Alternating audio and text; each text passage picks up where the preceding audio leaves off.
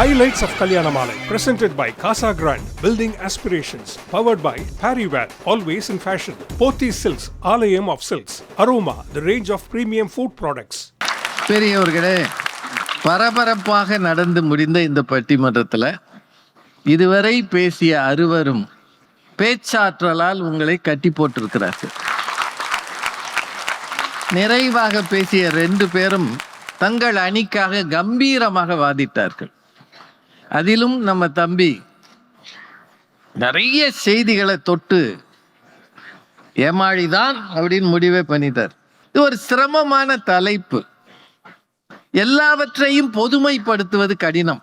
பெற்றோர்கள்லாம் இப்படித்தான் அப்படின்னு பொதுமைப்படுத்துவது கடினம். ஆனா பெருவாரியாக என்ன இருக்கிறதுன்னு தேடுவது தான் இந்த தலைப்புல நாம காணக்கூடிய ஒரு முடிவு.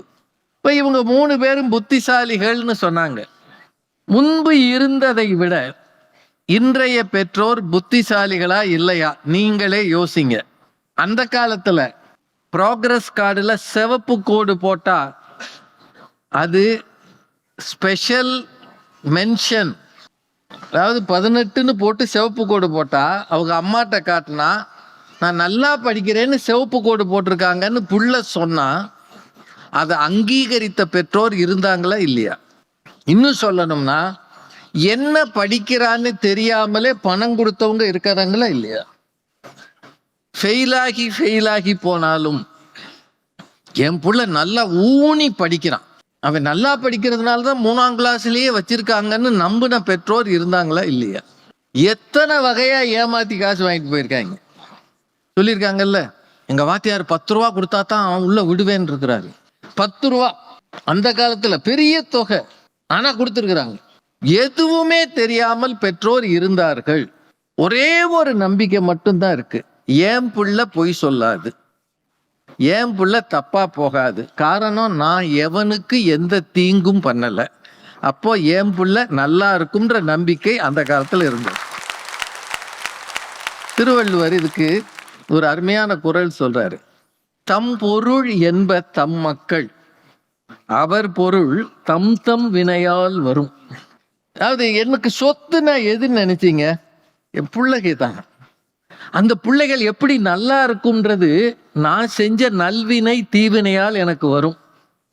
நான் ரொம்ப தப்பு பண்ணியிருந்தா என் பிள்ளை தப்பா தான் இருக்கும், நான் நல்லது பண்ணியிருந்தேன்னா நல்லா தான் வரும். தம் தம் வினையால் வரும் அப்படின்னா அந்த காலத்துல அந்த நம்பிக்கை இருந்தது. ஏய், யாருக்கு எந்த தப்பும் பண்ணாத, உன் புள்ள ஒழுங்கா இருக்கும்னு நம்பினாங்க. அதனால தான் செய்கிற நல்லதோ கெட்டதோ தன்னை பாதிப்பதை விட தன் தலைமுறையை பாதிக்கும் என்று ஒழுக்கமாக வாழ்ந்தவர்கள் அந்த காலத்தில் இருந்தார்கள்.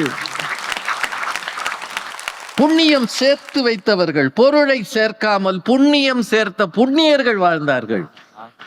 அவனுக்கு பொருள் சேர்க்க தெரியாது, ஆனா பிள்ளைகளுக்காக புண்ணியம் சேர்த்தான். உங்க அப்பா புண்ணியர்ரா சொல்லியிருக்கிறான், அதனால அந்த பிள்ளைகள் நல்லா இருந்தாங்கன்னு நம்பிக்கை இருந்தது. ஆனா இன்னைக்கு அப்படி இல்லையே, பிரச்சனை பெருகி இருக்கிறதே, இவர்களுக்கு என்ன நடக்கிறது என்று தெரியவே இல்லையே. இன்னைக்கு எப்போ படிப்பறிவு இல்லாத பெற்றோர் அன்றைக்கு, ஆனால் இன்றைக்கு படித்தவர்கள் இருக்கிறார்கள்.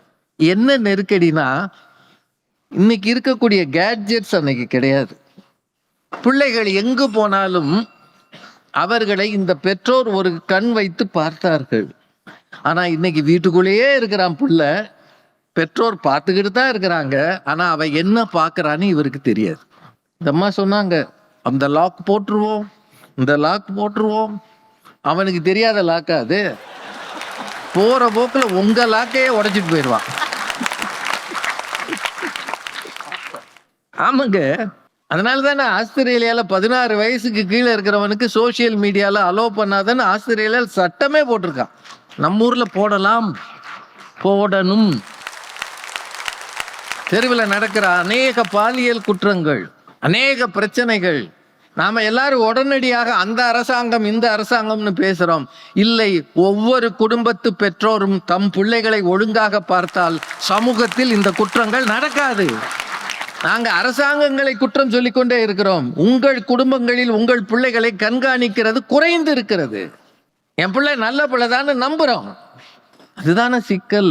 இப்ப இன்னைக்கு இருக்கிற பெற்றோர் புத்திசாலிகளான்னு கேட்டா இவங்க பார்வையில புத்திசாலிகள் தான். எப்படி? என்ன படிக்கணும்னு அந்த புள்ள நினைக்குதோ அதை படிக்க வச்சிடறாங்க. எங்க போகணும்னு அந்த புள்ள ஆசைப்படுதோ அங்க போக வச்சிடறாங்க. எந்த உயரத்தை தொட நினைக்கிறானோ அந்த உயரத்தை தொட வச்சிடுறாங்க. தான் வாழ்க்கையை அடகு வைத்தாவது பிள்ளைகளை விரும்பிய உயரங்களை தொட வைக்கிற இன்றைய பெற்றோர் புத்திசாலிகள் தான். 1976 பிட்ஸ் பிளானின்ற அந்த கல்வி கூடத்துல படித்த ஒரு தம்பி ஒருத்தர் டெல்லியில அமெரிக்க தூதரகத்துல போய் நிக்கிறார். அவருக்கு விசா மறுக்கப்படுகிறது. ஒரு முறை 2 முறை இல்லை, 3 முறை. 1976 ஸ்டூடெண்ட் விசா மறுக்கப்படுகிறது. இவ்வளவுக்கும் அமெரிக்கால இருக்கிற 3 பெரிய பல்கலைக்கழகங்கள்ல மேல் படிப்புக்கு அவருக்கு அட்மிஷன் கொடுத்துருக்குறாங்க. ஆனா என்ன காரணமோ இந்த விசா மறுக்கப்படுகிறது. அப்போ இது ஒரு ஸ்டூடெண்டா அந்த பையன் நொறுங்கி போறான். நான் பிட்ஸ் பிலானில இவ்வளவு பெரிய மதிப்பெண் வாங்கியிருக்கேன், 3 பல்கலைக்கழகங்கள் எனக்கு அட்மிஷன் கொடுத்துருக்கு, ஆனா விசா கிடைக்கல, என்ன செய்வது? இப்போ அந்த அப்பா சொன்னாராம், நீ வெளியில போகாத, நாம 2 பேர் இங்க இருப்போம். இந்த அமெரிக்கன் கான்சுலேட்டினுடைய மேலதிகாரி யார் அப்படின்னு விசாரிச்சிருக்கிறாரு. அவர் சாப்பிட போயிருக்காரு. அவர் வரும் வரை நாங்க இங்க இருப்போம் அப்படின்னு இருந்து அந்த மேலதிகாரிகிட்ட போய் கேட்டாராம், ஏன் மகனுக்கு ஏன் விசா மறுத்தீங்க? எந்த தகுதி குறைவு அவனுக்கு? இவ்வளவு பல்கலைக்கழகங்கள் அங்கீகரித்த பிறகும் ஒரு ஸ்டூடெண்ட் விசா ஏன் மறுத்தீங்க அப்படின்னு அவர் கேட்டு ஆர்கியூ பண்ணாராம். என்னவோ அந்த பெரிய அதிகாரிக்கு மனம் இறங்கி இருக்கிறது. சரி பரவாயில்ல, உங்க பையனுக்கு கொடுக்குறோம்னு கொடுத்துருக்குறாங்க. அந்த பையன் பேர் சஞ்சய் மெஹ்ரோத்ரா. இன்றைக்கு அமெரிக்கால 1 ட்ரில்லியன் கம்பெனிக்கு சிஇஓவாக இருக்கிறார். யோசிச்சு பாருங்க, இந்த பிள்ளைய மனசொடிஞ்சு போகும்போது நீ ஜெயிச்சிருவரான்ற நம்பிக்கையை தந்த ஒரு தகப்பனால் இன்றைக்கு அமெரிக்காவை ஜெயிக்க ஒரு பிள்ளையால் முடிந்திருக்கிறோம். இது புத்திசாலித்தனம் தானே? அப்பா மடங்கி போகலையே. உங்கள எத்தனை பெற்றோர் எத்தனை பேங்க் வாசல்ல போய் நின்றுருக்கீங்க, என் பிள்ளைக்கு எஜுகேஷன் லோன் வேணையா, என் பிள்ளைக்கு அட்மிஷன் வேணையா, என் பிள்ளைக்கு ஏதாவது ஒரு உதவி செய்யுங்கன்னு எத்தனை பேர் நின்றிருக்கிறீர்கள். உங்கள் சொந்த மானங்களை கூட தள்ளி வைத்து விட்டு மரியாதைகளை குறைத்து கொண்டு பிறரிடம் போய் கையேந்தி நின்று பிள்ளையை உயர்த்த பாடுபடுகிற ஒவ்வொரு பெற்றோரும் புத்திசாலிதான். இது ஒரு தகப்பனின் பார்வையில புத்திசாலித்தனம் தான். ஆனா இவங்க எந்த பக்கம் வர்றாங்கன்னா, பிள்ளைகளுக்காக நிற்கும் போது பெற்றோர் புத்திசாலிகளாக இருக்கிறார்கள், ஆனால் பிள்ளைகளிடம் ஏமாளியாக ஆகிவிடுகிறார். தேசத்தந்தை மகாத்மா, நாம் எல்லாரும் அவரை போற்றினோம். அவருக்கு ஒரு பையன் ஹரிலால். அவர் அந்த காலத்துல வெளிநாட்டுல போய் படிக்கணும்னு ஆசைப்பட்டார். அதாவது பாரிஸ்டர், லண்டனுக்கு போய். காந்திக்கு அதுல விருப்பம் இல்லை. நான் ஆங்கிலேயர்களை எதிர்த்து போராடுகிறேன், என் பிள்ளை மட்டும் ஆங்கிலேயர் நாடுகளில் போய் படித்தால் அது சரியாக இருக்காதுன்னு மறுத்தார். கடைசியில் அவர் மதம் மாறினார். தகப்பனுக்கு எதிராக என்னெல்லாமோ செய்தார். பத்தி ரொம்ப வருத்தப்படுகிற ஒரு செய்தி. ஒரு முறை ஒரு ரயில்வே ஸ்டேஷன்ல மகாத்மா காந்தியும் கஸ்தூரிபாவும் ஒரு ரயில்ல உட்கார்ந்துருக்காங்க. ஏகப்பட்ட பேர் அங்க கூடி நிக்கிறாங்க. காந்திஜி வாழ்க, மகாத்மா வாழ்க, ஜே ஜேன்னு கத்துறாங்க. அந்த கூட்டத்துக்கு மத்தியில கிழிசல் உடையோடு ஒரு பையன் வர்றான். அந்த கூட்டத்தை விலக்கிட்டு கஸ்தூரிபா காந்தி கையில ஒரு 3-4 ஆரஞ்சு பழத்தை கொடுக்குறான். அம்மா நீ சாப்பிடு. அந்த ஆளுக்கு கொடுக்காத. காந்தி அதை கண்ணால் பார்க்கிறார். மூத்த மகன் அப்ப கூட சமூகமே கூடி நின்று பாபுஜி என்று பாராட்டும் போது தகப்பனை கொஞ்சமும் மதிக்காமல் திரும்பவும் சொல்றான், நீ சாப்பிடு, அவருக்கு கொடுக்காத. 3-4 ஆரஞ்சு பழம். இந்த சமூகம் அவர் கேட்டால் எதையும் கொடுக்கும். ஆனால் பெற்ற பிள்ளை ஒரு பழத்தை தருவதை கூட விரும்பாமல் நிற்கிறான் என்றால் காந்தி எத்தனை வேதனைப்பட்டிருப்பார். அவரது கொள்கைகள் இந்த பிள்ளைக்கு பிடிக்கவில்லை. உங்களுக்கு எல்லாருக்கும் சொல்லிடுறேன், தகப்பனின் கொள்கைகளை விரும்பாத பிள்ளைகள் தான் மிக அதிகம். அது உண்மை. எங்க வேணாலும் யோசிச்சு பாருங்க. அப்பா பேச்சாளராக இருந்தா பயல்களுக்கு பேச்சே பிடிக்காது. பேசி என்னத்தை கண்டாங்க? இந்த ஆளுக்கு சும்மா இருக்கலாம். ஊர் ஊரா போய் பேசுறான், இருக்கிறவனை நிம்மதி இல்லாம ஆக்குறான். பேசியே கெட்ட நாடியா இது. புது ரூல் போடுவான். அப்பா ஒரு வகையில பிசினஸ்ல மேல போறாருன்னா பையன் சொல்லுவான், இந்த வகையில போனா ஒன்னும் பிரயோஜனம் இல்லை. ஏமா இந்த அவருக்கு சொல்லுமா, 30 வருஷமா கெடுத்திருக்கிறார். நான் சொல்ற ஐடியா வந்தா பயங்கரமா மேல போயிடலாம். அது பெரும்பாலும் பிள்ளைகள் சொல்றதாக சொல்றாங்க, எனக்கு தெரியல, ஏன்னா நான் பிசினஸ் மேன் கிடையாது. அப்பா சொல்றத அப்படியே கேட்கிற பிள்ளைகள் மிக மிக மிக குறைவு. அவரது கருத்துக்கு நேர் எதிராக இருக்கிற பிள்ளைகள் தான் அதிகம். அப்படித்தான் பொதுவா சொல்றாங்க. எங்க ஏமாளித்தனம் வருகிறது? ஒரு செய்தி இவங்க சொன்னாங்கல்ல, ரேமன்ஸ் கம்ப்ளீட் மேன் தான் விளம்பரம். அவர் பேர் என்ன? விஜய்பத் சிங்கானியா. அந்த காலத்துல மிக அதிக சொத்து வச்சிருந்தவர், அம்பானியை விட ஜாஸ்தி சொத்து வச்சிருந்தவர்.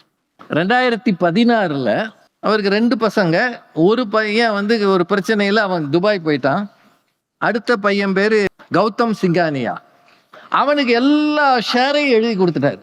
சொந்தமா ஜெட்டு வச்சிருந்திருக்காருங்க, விமானம் வச்சிருந்திருக்கிறாரு. அவ்வளவு இருந்த ஒரு மனுஷன் கம்பெனியில எல்லாத்தையும் அவனுக்கு எழுதி கொடுத்துட்டாரு. 2026 மார்ச்ல அவர் மறைந்து போனார். எப்படி?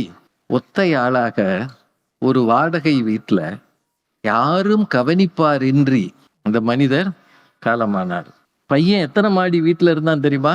36 மாடி வீட்டுல இருக்கிறான். ஆனால் தகப்பனுக்கு அந்த 36 மாடியிலும் ஒரு மாடியில் கூட உட்கார அனுமதி தரவில்லை. யோசிச்சு பாருங்க, இந்த தகப்பன் புத்திசாலியா ஏமாடியா? ஆனா அப்பவும் அவர் என்ன சொன்னார் தெரியுமா? நான் இன்னும் என் பிள்ளைகள்கிட்ட அன்பு காட்டியிருக்கலாம்னு நினைக்கிறேன். ஒருவேளை நான் காட்டிய அன்பு போதவில்லையோ என்னவோ, அதனால் தான் என் மகன் என்னை தனியே அனுப்பிவிட்டான். அந்த நேரத்தில் கூட நான் தான் அதுக்கு காரணம்னு சொல்லுகிற பெற்றோர்கள் இந்த மண்ணில இருக்கிறார்கள். அதனால இன்னைக்கு இருக்கிற பெற்றோர்கள் கொஞ்சம் புத்திசாலிகள். எப்படின்னா, கடைசி வரைக்கும் சொத்தை கையில வச்சுக்கிறாங்க, கொடுத்துட்டோம்னா உழன்றும், கொஞ்சம் யோசிக்கிறாங்க. ஆனாலும் ஒரு விஷயத்தை மட்டும் யோசிங்களேன், எப்படியும் போராடுவாங்க. ஆனா ஒரு நெருக்கடின்னு வரும்போது விட்டு கொடுப்பது யாராக இருக்கும்னு நினைக்கிறீங்க? ஜெயிச்சுட்டு போறான், வாழ வேண்டிய புள்ள, நான் வாழ்ந்துட்டேன், நீ என்னத்தை நான் அனுபவிக்க போறேன், எங்க இருந்தாலும் நல்லா இருக்கணும்னு சொல்லி தோல்வியை ஒப்புக்கொண்டாவது பிள்ளைகளை ஜெயிக்க வைக்கிற பெற்றோர்கள் இருக்கத்தானே இருக்கிறாங்க. ஒரு விஷயம் நினைவில் வச்சுக்கோங்க, பெற்றோருக்கு இதை எச்சரிக்கையாவே சொல்றேன். பிள்ளைகள் செய்கிற அத்தனை தவறுகளையும் பெற்றோர் மன்னிக்கிறார்கள். ஆனால் பெற்றோர் செய்கிற ஒரு தவறை கூட பிள்ளைகள் மன்னிப்பதே இல்லை. இது தி ஜானகிராமன் எழுதியது. ஒரு தவறை கூட பிள்ளைகள் மன்னிப்பதில்லை. நம்பிக்கை வைக்கிறார்கள், கனவு கோட்டை கட்டுகிறார்கள். உடல் பொருள் ஆவி அத்தனையும் பிள்ளைகளுக்காகவும் பிள்ளைகளின் பிள்ளைகளுக்காகவும் கொடுக்கிறார்கள். வருமானம் சொத்து எல்லாம் அவங்க கையில கொடுத்துறாங்க. ஒரு வயதுக்கு பிறகு தங்களுக்கென்று வாழாமல் கூட இருக்கிறார்கள், தனிமரமாக கூட இருக்கிறார்கள், சமூகத்தை எதிர்த்து இருக்கிறார்கள். ஆனால் அத்தனைக்கு பிறகும் நன்றி இல்லாத பிள்ளைகள் பெருகி இருக்கிற காலத்துல என்னதான் புத்திசாலியாக இருந்தாலும் பிள்ளைகள் முன் தோற்று போகிற பெற்றோராக அதிகம் இருப்பதால் எனக்கென்னவோ இன்றைய பெற்றோர் ஏமாளிகளே.